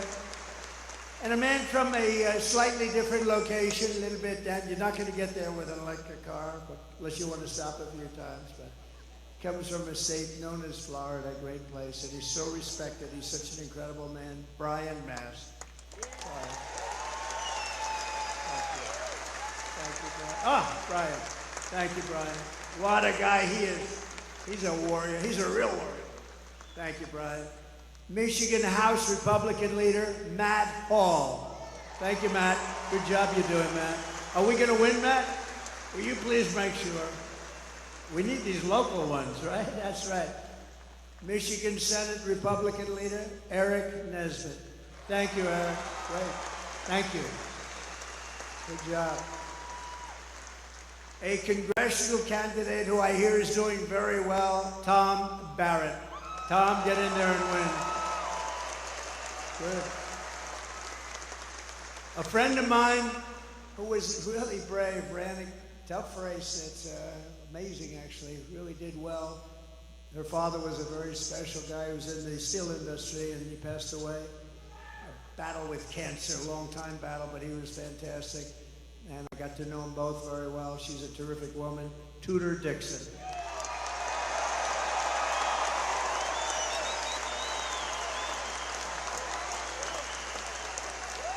Thank you, Tudor. Ambassador Joe Sella. Thank you, Joe. Good job you're doing, Joe. Very important person in this room, Michigan GOP Chairman. Where are you? Okay. Pete Hoekstra. Oh, there he is. I fought like hell for him to take that job, right, Pete? I said, Pete, you got to do it. No, how are we doing, Pete? How are we doing? Huh? We're doing good. If you're in charge, he's going to win. He was a congressman, a really good one, respected. He left. I made him ambassador. He was a great ambassador. And I then said, Pete, you got to do it. He lives here. I said, you got to do it. And we appreciate you doing it. Both of you, thank you very much. We appreciate it very much. RNC chairman, he put on that show with a person named Lara Trump. How good is she? How good is she? She's unbelievable. She made a great speech. And her husband made a very good speech the other night, didn't he? Eric and Don. I don't want to talk about anyone else, only my kids, you know? But they all did well. Everybody did well, honestly. I do think Hulk Hogan, I thought he was incredible. I hadn't seen him in a while. And I'll tell you what, I'm not going to mess with him, right? We're not going to mess with the Hulk. But he was fantastic the other night. All of them, every single one. My granddaughter did very well. Look at, she's got, what about, who said that? Who said my granddaughter? Wow. Kai. Kai is great. Great golfer. She's a great golfer. But we have another man who's very important, and the RNC chairman, Michael Watley, who's been incredible, wherever Michael. Mike, thank you, Mike. Great job. I said, Michael, you have one job. We got so many votes, we don't know what to do with them. You got to guard the vote. When those votes get put in, they can't be missing. They can't throw them out. They can't stuff ballot boxes. They can't cheat. Make sure. And you know, he headed up North Carolina. And on that night, a while ago, that certain election night, that miserable, where we thought it was won at 10 o'clock in the evening, and then all of a sudden, additional votes have been reported in various places. We don't have to get into it. North Carolina held totally steady. He had 603 lawyers working. Other people didn't have lawyers working. And bad things happened, but this guy held, and I said, that's the guy I want to run the party. And Michael, I know you're doing a great job, and you're going to do something very special. We don't need votes. We need to guard the vote. You ever hear the expression, too big to rig? The more we get in there, the harder it is for them. My daughter and her husband, Tiffany and Michael, where are you? Tiffany and Michael, you're around here someplace. Two great people. Fairly recently, thank you, Tiff. Great people. And Michael's father's here tonight, highly respected guy, great businessman, and a highly respected guy. From the moment we take back the White House from crooked Joe Biden and Kamala, I call her Laughing Kamala. You ever watch her laugh? She's crazy. You know, you can tell a lot by a laugh. No, she's crazy. She's nuts. She's not as crazy as Nancy Pelosi, crazy days. Did you see Nancy Pelosi is selling out Biden now? Did you see? She turned on him like a dog. Well, I don't know if he should continue. All of a sudden, where did that come from? She was 100%. All of a sudden, she's not sure. Not sure means she's gone. But no, she's crazy as a bedbug. She's a crazy girl. I believe we're going to have the 4 greatest years in the history of our country. I believe.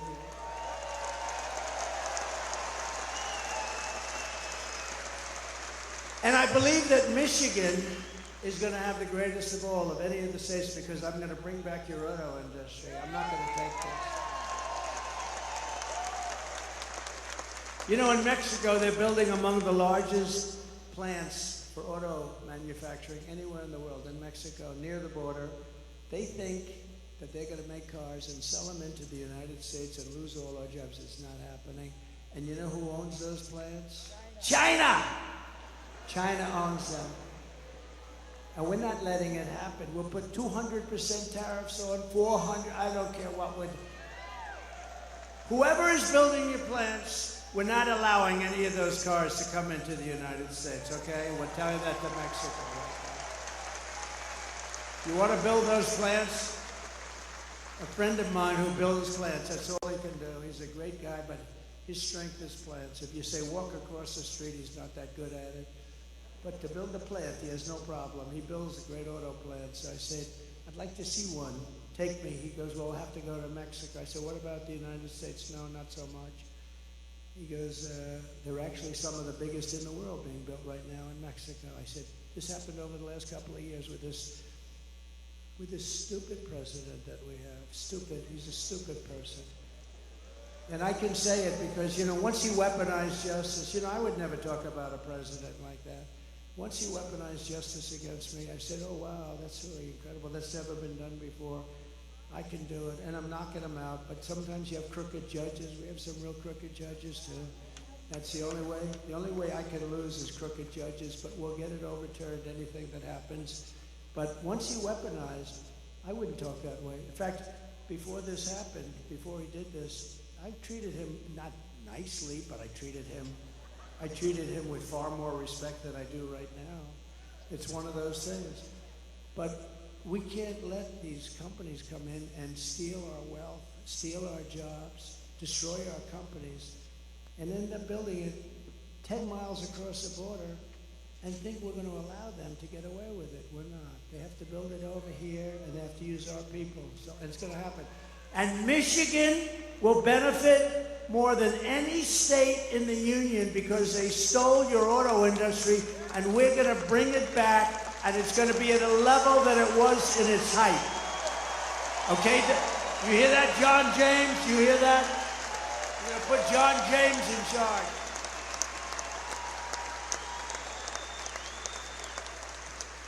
And the amazing thing, it's not even hard to do. It's not even hard. It's so crazy. You know, if you want to build something in China, you're building it here and you send it over there. We don't want it. They'll charge you like 250% tariff. We don't want it. Then you get an invite. Build your plant over here. So these companies, they go over there. Harley-Davidson did it in India. They couldn't sell. They had a 200% tariff on motorbikes. I had them in the office in the White House, the Oval Office, and the head of Harley-Davidson. I was disappointed in them, actually. We were talking about it. I was telling them the problems, and I was going to help them out. But I said, how are you doing in India? No good. Why? We have a 200% tariff. In other words, if we sell a bike, they have like this massive tariff. And I said, well, if you have a 200% tariff, that means you're not going to be able to sell any. But they invited them over to build a plant, and Harley-Davidson went, and I guess they're building the plant or built it or something.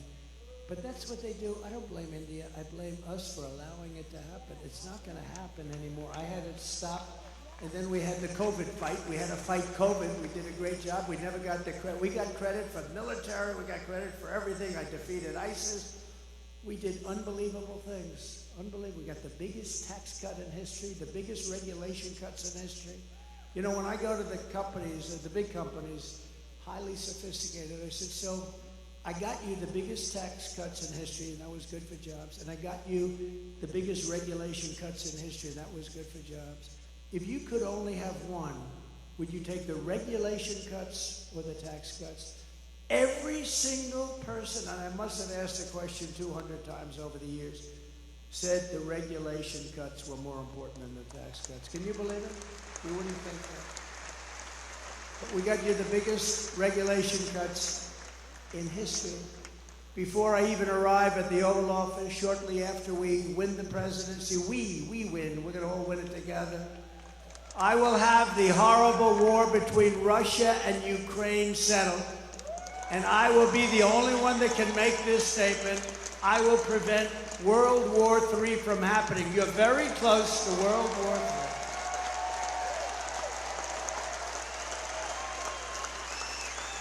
If I was president, the Afghanistan disaster, which probably caused Putin to go in, and by the way, he wouldn't have gone in with me. He would have never gone in with me. And he didn't. And by the way, he didn't. But the Afghanistan disaster, not the fact we're getting out. I was getting out. After 21 years, you get the hell out. But I would have kept Bagram. It's 1 hour away from where China makes its nuclear weapons. We gave it to them so stupidly. It's one of the biggest airfields in the world. We built it many years ago for billions of dollars. We were going to keep that. We were going to man it, keep it. Think of it, 1 hour away. You know who has it now? China has it. How stupid are we? Should have kept that.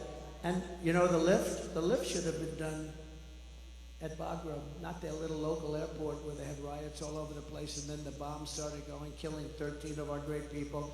Obliterating, I heard the number this morning, 47. That's maybe the right number because we're looking at 47, you know that, right? Obliterated 47 great young Americans, their legs gone, their arms gone, their face just wiped out. And hundreds of people besides, hundreds of people. The worst catastrophe, the worst, most embarrassing disaster, I think, ever that happened ever in this country. And because of that, I think Putin looked at that, the incompetence, the stupidness of Milley and these guys that don't know what the hell they're doing, and he looked at it and he said, this is a great time to go into Ukraine. But he would have never done it with me. If I was president, the Afghan disaster would have never happened. Ukraine would have never happened. And October 7th, the attack on Israel would have never happened. Remember, Iran was broke. Iran had no money. They were broke. Now they have $250 billion. But we'll get along with Iran. We'll get along with whoever we have to get along with, but it would have never happened. All of the things, and you know what wouldn't have happened? Inflation wouldn't have happened because I had energy low. Inflation was caused by energy going up twice. I will restore a thing called peace through strength. That's what we have. Remember, I'm the only president in 80 years that I started no new wars. I finished some. Totally defeated the ISIS caliphate. In my next term, we will build a great Iron Dome missile defense shield over our country, a dome the likes of which has not been seen. And it will be entirely built in the USA, and much of it will be built right here in Michigan. Why shouldn't we have the same protection that other countries have built? Why shouldn't we have the same protection that Israel has and that other countries have? And Ronald Reagan wanted to do this many years ago, but honestly, we didn't have the technology. Now we do. 301 missiles were shot at Israel, and almost every one of them was knocked out of the sky. It's an unbelievable technology. And it's our technology, and we're going to use it for our country, and we're going to be a lot safer than not having it. The Iron Dome, we're going to build the great Iron Dome, the latest and the greatest, and much is going to be made right here in Michigan, as you can imagine. And we will not cut 1 penny from Social Security or Medicare. And they are really, you know, they want to raise the retirement age. Biden wants to raise the retirement age, and they're going to. You know why? All of these immigrants coming in, they're trying to put them onto Medicare and Social Security. So not only do they want them to vote, they want to destroy Social Security and Medicare. It's not going to happen, and we're not raising your age. One day, he's going to destroy. First of all, he doesn't have any idea what the hell he's doing. But I kept that promise 4 years ago. Remember, they said, he'll come in and raise Social Security. I went through 4 years. It was never even a topic that was allowed to be discussed. Because we have, between the liquid gold under our feet and all of the other things and the growth mechanism that we have in this country, we don't have to cut Social Security, which people have earned, and we're never going to cut it. And when you hear that stupid guy, that low IQ guy, get up and say, I inherited 9% inflation. False. He inherited 1.4, but really nothing. And when he says he's going to raise Social Security, no, false. He's going to raise it because he's stupid. That's why he's going to raise it. Don't believe it. They have this line where it goes one after the other. But one thing, it's very simple. They're going to raise your taxes 4 times, and that's there because they don't want to renew the tax. The tax cuts that I get, it's approximately a 4 times increase, and they don't want to renew them. But you can't believe these people when they get up. Biden and I watched Camilla the other day, brilliantly put on Fox. I don't know why Fox does it. Please, Fox, will you please get smart? Will you please get smart? And she's ranting, right? He is going to destroy Social Security. He's going to destroy Medicare. He's going to destroy this. I mean, just made up. It's just sound bites. It's disinformation. That's the other thing they're good at. They say anything they want to say. I am going to protect your Social Security. We're not going to be raising the number of years. We're not going to raise it by 1 day, let alone 1 year or 5 years or 10 years like some stupid people want to do. We're going to grow our country. It's going to be growth. And it's going to be using the assets and resources that we have, much of it right under the ground. We're going to rebuild our cities into beacons of hope, safety, and beauty better than they have ever been before. We're going to have to work with the Democrat governors and mayors on that. But our cities are just horribly run. And then we have our capital, our beautiful capital in Washington, D.C. We're going to take it over. We're going to clean it up. We're going to renovate it. We're going to rebuild it. We're going to make our capital the most beautiful anywhere in the world. We're going to get rid of the nightmare of murder and crime. And it will become the most beautiful capital anywhere in the world once again, but far more beautiful than it was before. And when you want to go from Michigan to see the Washington Monument, yes, we're keeping the name Washington. We're not changing the name. Or the Jefferson Memorial, where there's a big move to change the name. We're not changing the name. Remember when they were knocking down statues and I was president, and I found an old bill, and I reenacted the old bill. Anybody touching, knocking down, or even trying to harm any of our great statues or monuments goes to jail for a 10-year period with no commutation and no shortening of the sentence. And it was a beautiful sight as we watched everybody leave town. They left town so quickly. They left town. We said, bye, everybody. No, we have to meet people that have evil intentions. They wanted to knock down the Jefferson. If I didn't get the military out to save the Jefferson Memorial, they would have done the job. But I found this old law that today we're almost incapable of producing things like that. 10 years, and there's nothing like good behavior, and you get out in 2 days. It's 10 years in jail if you touch our monuments, if you even try to knock them down. I had a news conference, I signed it, and everybody left town. It was a beautiful thing to do. We're not doing it. We won't be changing the name of Jefferson, Washington, Lincoln, like they did our forts. I get out of office, they did our forts, right? We won 2 world wars of those forts, and now they have different names, many of them. Fort Bragg, and the people that live next to Fort Bragg are not happy. They're not happy. They changed the name. We won 2 world wars out of Fort Bragg, and then they decide to change the name because they think it's politically correct. On day 1, I will sign a new executive order to cut federal funding for any school pushing critical race theory, transgender insanity, and any other inappropriate racial, sexual, or political content onto the shoulders of our children. And I will not give 1 penny to any school that has a vaccine mandate or a mask mandate. And I will keep men immediately, day 1, out of women's sports. And I will fully uphold our very important but under siege Second Amendment, as I did for 4 years. And I got the full endorsement from the NRA. You saw that. They gave us their full, strongest endorsement. No, for 4 years I protected, and it was not that easy to do. We will protect innocent life, and we will restore free speech, and I will secure our elections. Our goal will be one-day voting with paper ballots, proof of citizenship, and voter IDs. Very simple.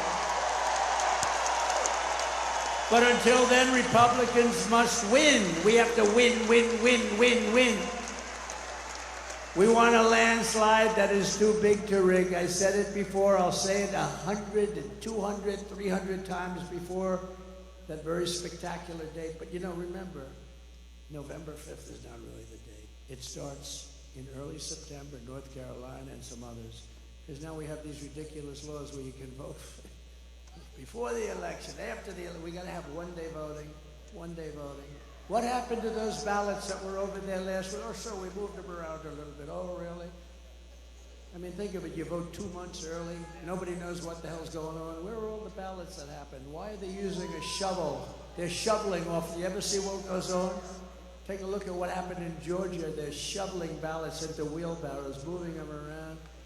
If you took the 10 worst presidents in the history of the United States and added them up, they would not have done near the destruction to our country as Joe Biden and his horrible Biden administration have done. They're destroying our country. They are destroying our country.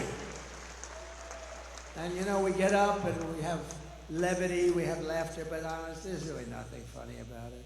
They got millions and millions of people, many of whom are criminals and terrorists, flowing through, and people from mental institutions flowing through into our country totally unchecked.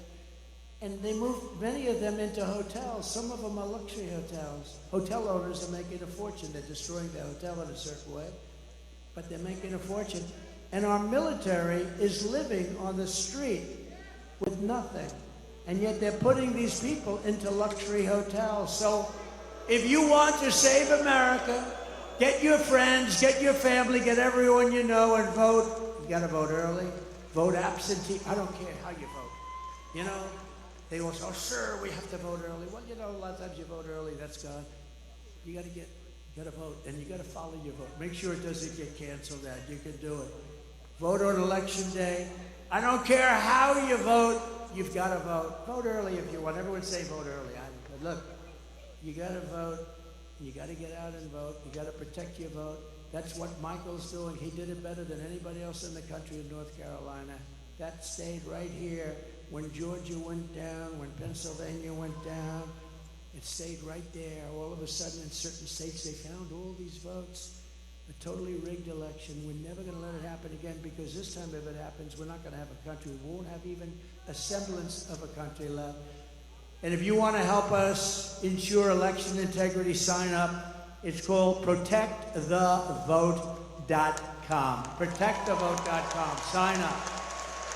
And that's on election integrity. You got to watch and watch very carefully. So in conclusion, from Marquette to Midland, from Lansing to Flint, and from Detroit to right here in Grand Rapids, we've had great victories in Grand Rapids. Remember when we won the state of Michigan? Now, we did much better the second time, but I won't mention that. But remember, and I was at Grand Rapids, and we came in, and we had a crowd like nobody ever saw late in the evening. Remember that? You were there? And we had a crowd like nobody's ever seen before. I said, why would we lose Michigan? And we ended up winning Michigan. I was right. Actually, Bill Clinton told Hillary that he was in Michigan. You're going to lose. He was a good politician. You had a natural instinct. He said, you're going to lose Michigan. You're going to lose Wisconsin. They said, whoa, why are we listening to this man tell us this? And he was right. Wisconsin and Michigan. I said, why are we going to lose? We had 49,000 people show up. She had like 300 people show up. I said, why are we going to lose? And we won. We won Michigan. And then we did much better the second time, but bad things happened. We're not going to let that happen anymore. We stand on the shoulders of the brave Michigan patriots and tough Michigan workers who manned the first assembly line. Do you remember that? Does anybody remember that? It's a long time ago. Anybody remembers that? They're extremely old. Is there anybody that wants to admit? They revolutionized industries and turned the state into a manufacturing powerhouse like no other. And we're going to bring it back, and we're going to bring it back. I'm not talking about lots of other industries. I'm talking about the auto industry, because it's such a big industry. I can say we're going to bring back cement. We're going to bring back also, I'm just talking very simple. It's so simple. It's going to happen so fast. You're going to be at a level as though you were from 30, 40 years ago. You're going to manufacture cars again at a level that you haven't seen in many, many decades. You probably have to get rid of this fool, this stupid idiot representing the United Auto Workers, because he sells the auto. You know, I'm much more popular than anybody with the auto workers. We're going to get 95% of that vote. But they have a guy that, I mean, he pushes the electric mandate, and they're going to be made in China. They got to get rid of that guy. It's bad news. Your Michigan ancestors gave us Motown, the Mustang, and the might of the American Midwest, and it really is a might. They forged the steel, laid the railroads, tilled the fields, fought the battles, and won the victories that made America into the greatest and most powerful nation in the history of the world. It's true. It was the most powerful. But now we are a nation in decline, and it's a very serious decline. We are a failing nation. We are a nation run by fools and stupid people. We're a nation that has lost its confidence, its willpower, and its strength. We're a nation that has lost its way, but we are not going to allow this horror to continue. We're not going to let it happen. Less than 4 years ago, we were a great nation, and we will soon be a great nation again.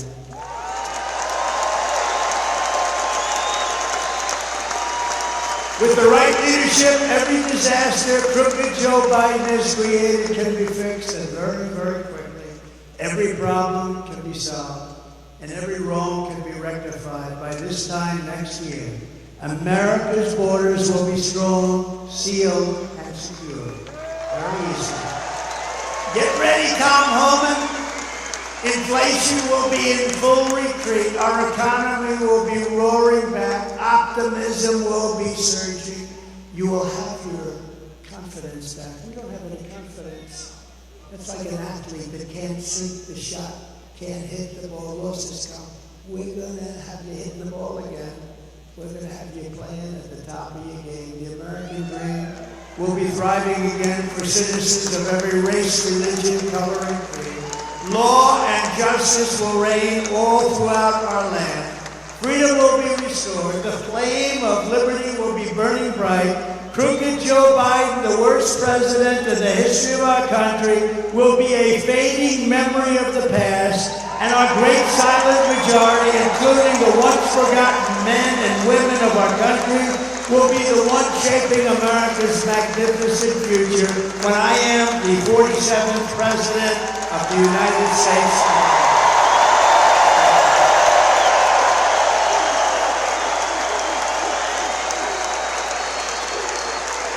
Because we are all Americans, and together we will show November 5th to be the most important day in the history of America. It will be the most important day. And when we turn it, our country's going to be great again. And if we don't turn it, our country is finished. You know it, and I know it, and everybody knows it. We are one movement, one people, one family, and one glorious nation under God. And together we will make America powerful again. We will make America wealthy again. We will make America strong again. We will make America proud again. We will make America safe again. And we will